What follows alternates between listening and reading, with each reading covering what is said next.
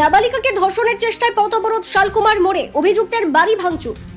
আলিপুরদুয়ার এক ব্লকের এক গ্রামে নাবালিকাকে ধর্ষণের চেষ্টার অভিযোগকে কেন্দ্র করে ব্যাপক চাঞ্চল্য ছড়িয়ে পড়ল। রবিবার সন্ধ্যার দিকে ঘটনাটি ঘটে। জানা গেছে ওই গ্রামের একই বাড়ির দুই বোনের সঙ্গে ঘটনা ঘটে।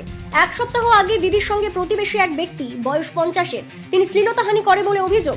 দিদির বয়সও 15, নাবালিকা। তবে ওই নাবালিকা সেদিন লজ্জায় বাড়িতে কিছু বলেনি, কিন্তু রবিবার সন্ধ্যায় তার বোন 12 বছরের নাবালিকা ঠাকুমার সঙ্গে গরু আনতে মাঠে যায়। ঠাকুমা বেশি দূরে যাওয়ায় নাবালিকা একাই বাড়ি ফিরতে থাকে। তখন ওই একই প্রতিবেশী ব্যক্তি নাবালিকাকে শ্লীলতাহানি করে বলে অভিযোগ। তাকে ধর্ষণের চেষ্টাও করা হয় বলে অভিযোগ। পরে মেয়েটি বাড়িতে এসে সব বলে দেয়। জানাজানি হতেই রাত থেকে এলাকায় উত্তেজনা ছড়ায়। তবে রাতেই মেয়ের বাবা অভিযুক্তের বিরুদ্ধে সোনাপুর ফাঁড়িতে এফআইআর করেন। পুলিশ রাতেই অভিযুক্তকে গ্রেপ্তার করে। কিন্তু সোমবার সকালে অভিযুক্তের ফাঁসির দাবিতে কয়েকশো গ্রামবাসী শালকুমার মোড়ে এসে মহাসড়ক অবরোধ করে। 11টা থেকে 12টা অবধি 1 ঘন্টা অবরোধ চলে। পুলিশের আশ্বাসে প্রথমে অবরোধ ওঠেনি, পরে পুলিশ লিখিত আশ্বাস দিলে অবরোধ ওঠে। তবে আন্দোলনকারীরা পরে মিছিল করে চলে যায় অভিযুক্তের বাড়িতে। সেখানে গিয়ে বাড়ি ভাঙচুর করে বলে অভিযোগ। বাড়িতে অগ্নিসংযোগও করা হয়। পরে বিশাল পুলিশ বাহিনী ও কেন্দ্রীয় বাহিনী এসে পরিস্থিতি সামাল দেয়। ঘটনাস্থলে আসেন জেলা police super Amit Kumar Sau. Police super জানান অভিযুক্তকে গ্রেপ্তার করা হয়েছে। আইন অনুযায়ী তার শাস্তি হবে। তবে এদিন বাড়ি ভাঙচুরের ঘটনায় 12 জনকে গ্রেপ্তার করা হয়েছে। কেন আজকে আপনারা রাস্তা অবরোধ করলেন? আজকে আমাদের অবরোধের কারণ আমাদের ক্লাস 6-এ পড়া একটা বোন কালকে বিকালবেলা সে গরু বাঁধতে গেছিল ঠাম্মার সাথে। সেখানে তফিজুল মিয়া নামে এক 50 বছরের জেহাদি ব্যক্তি, সে সেই বোন সঙ্গে নোংরামি করে, তাকে ধর্ষণ করার চেষ্টা করে, তাকে জঙ্গলে টেনে নিয়ে যাওয়ার চেষ্টা করে। ফরেস্ট এরিয়ার পাশে বাড়ি, তাকে চেষ্টা করতে সে কোনো ক্রমে তার প্রাণ বাঁচিয়ে সেইখান থেকে পালিয়ে এসে তার বাড়িতে এসে তারপর থেকে তার জন্য কঠোর থেকে কঠোরতম শাস্তি হয়।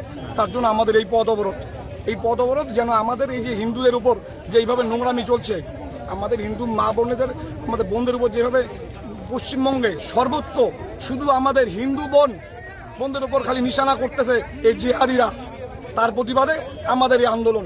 যেন আমাদের পশ্চিমবাংলায় কোনোদিন যেন কোনো রকমভাবে আমাদের বোনদের এরকম যেন এই নোংরামি না হয়, আমাদের ধর্ষণের শিকার হইতে না হয় আমরা, তার জন্য আমাদের এই পথ অবরোধ।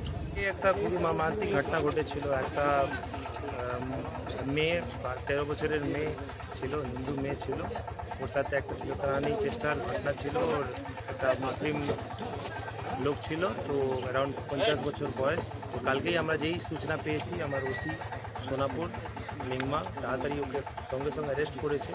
অ্যারেস্ট করার পরে আমরা পক্সো যে আইনি প্রক্রিয়া কেস করেছি, কেস রেজিস্টার করার পরে আজকে আমরা পিসি প্রেসেও পাঠিয়েছি। কিন্তু আজকে যেই ইনফরমেশন, কাল থেকে আমাদের সিএপিএফ মুভমেন্ট আর এখানে স্ট্রং পিকেটও ছিল, কালকে কোনো উত্তেজনা হয়নি। কিন্তু আজকে সকালবেলা আমরা দেখলাম কি কিছু লোকজন, কিছু অ্যাজিটেটেড মব এখানে এসে রোড ব্লকেট, এই রোডটা ব্লক করেছিল আগে, তো ওখানে কিছু লোকজন ছিল। তারপরে আমাদের ওসি আর টিম গিয়ে পুরো ওকে সরানো হলো, বলা হলো কিনা আইনি প্রক্রিয়াই হচ্ছে, যা আছে কঠোর থেকে কঠোর শাস্তি হবে, ওটা বলা হয়েছে। এটা তো কোর্টের প্রক্রিয়া আছে, আমাদের কেস করে দিয়েছি, অ্যারেস্ট করে দিয়েছি, যা সেকশন লাগানো লাগানো হয়েছে, আমরা অ্যাকশন করব।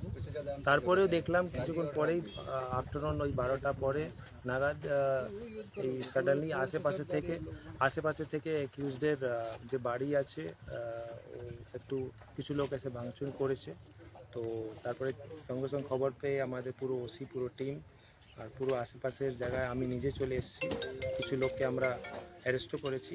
এখন অবধি যা খবর আমি পাচ্ছি 12 জনকে আমরা অ্যারেস্ট করেছি, আরও বাড়বে। আমরা ভিডিওগ্রাফিও নিয়েছি, তো ওটা শনাক্ত করে আমরা ভালো করে দেখবো আর ওটা অ্যাকশন নেব। মেন যারা আছে তাদেরকে অভিযুক্তদের অ্যারেস্ট করবেন? মেন যারা ভাঙচুর করেছে ওদেরকে আমরা অ্যারেস্ট করবো। স্যার, অভিযুক্তর বাড়িতে আগুন লাগানোর চেষ্টা হয়েছিল? হ্যাঁ, ওটা চেষ্টা হয়েছে কিন্তু কন্ট্রোলে হয়েছে। কিছু টিন আশেপাশে টিন একটু ভাঙা হয়েছে। কিছু লোকের মধ্যে, আশেপাশের মহিলা আর কিছু লোকের মধ্যে উত্তেজনা ছিল, আমরা একটু কন্ট্রোল করেছি। কিছু লোককে অ্যারেস্ট করেছি যারা এরকম নিজের কানুন হাতে নিয়েছে, ওদেরকে আমরা অ্যাকশন নেব। বর্তমানে পরিস্থিতি কতটা কন্ট্রোলে রয়েছে? এখন সব থমথমে ভালোই আছে, কোনো অসুবিধা নেই। আমাদের সিএপিএফ এখানে আজকে থেকে আমি একটা সেকশন আরও বাড়িয়ে এখানে ডিপ্লয় রাখবো। আমাদের রুট মার্চ হবে, স্ট্রং পিকেট এখানে থাকবে। আশা করি এরপরে কিছু হবে না। স্যার, সাধারণ মানুষের ক্ষেত্রে কি বলবেন, আইন যেন নিজের হাতে না নেয়? সাধারণ মানুষকে আমি এটাই বলবো, কোনো অভিযোগ থাকলে, কিছু জিনিস থাকলে আমাদের ডায়াল 100 আছে, 112 আছে, নাম্বার জানা নেই তো অ্যাটলিস্ট এটা তো জানে সবাই তারপরে আমাদের ওসিকে আমি বলেছি আশেপাশে যত জায়গায় আছে নিজের নাম্বারটা ডিস্ট্রিবিউট করে রাখতে, আইসি নাম্বার, আমাদের নাম্বার ওয়েবসাইটে অ্যাভেলেবেল আছে, সব জায়গায় সব কিছুই আছে। অবশ্যই অভিযোগ করুন কি আমাদের এটা প্রবলেম আছে, এই অসুবিধা হচ্ছে, আমরা নিশ্চিত তাড়াতাড়ি অ্যাকশন নেব, যত শীঘ্রই অ্যাকশন নেব। নিজের হাতে যেন কেউ কানুন না নেয়, কানুন নিজের প্রক্রিয়া চলবে, কানুনের হাতে নিলে কিন্তু আমরা নিশ্চিত অ্যাকশন করব।